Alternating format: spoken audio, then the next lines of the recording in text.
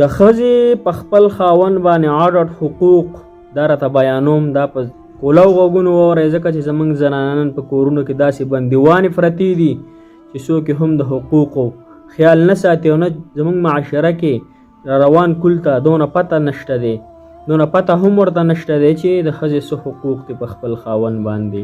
هغې جنسي خواهشات پوره کول دا په خاوند باندې حق دی، او د هغې نان نفقه، د هغې د کپړو بندوبست کول، د هغې د جامو بندوبست کول دا په خاوند باندې واجب دي. هغې له بیل کور سازول، بیله کوټه ورله سازول دا په خاوند باندې لازم دي. هغې له مهر ورکول دا په خاوند باندې لازم دي. هغه د پلار کره بوتله په هفته کې یا په میاشت کې دا په خاوند باندې لازم دي. او ښځه هم د خاوند د اجازت نه بغیر به د کور نه نوځي. ښځه به هم د خپل د خاوند د حقوقو خیال ساتي.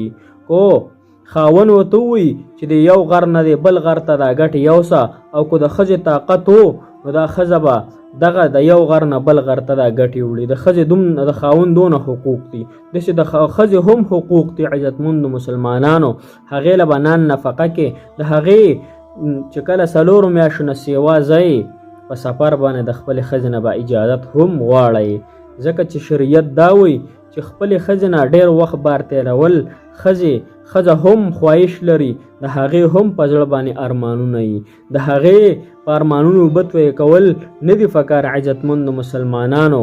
او د ښځې د بچو صحیح تربیت کول دا هم په خاوند باندې دا لازم دي. او خپل پلار کره بوتله دا هم په هفته کې یا په میاشت کې یو پیره بوتلل دا په خاوند باندې لازم دي. داسې هغې دپاره مهر، هغې څونه مهر یي هغه ورته حواله کول پکار دي. هسې نه چې ته په هغې باندې دغه شي، په هغې باندې خپل لاس ولګې او د هغې هغه مهر به دغه کړي. خو زمونږ زنانه داسې هم ښې زنانه پکې شته چې خاوند ضرورت راشي نو هغه خپل مهر او خپل کالی خپل خاوند ته ورکړي چې دا واله په دې خپل ضروريات پوره کا. نو داسې هم نیک عمله زنانه شته دي.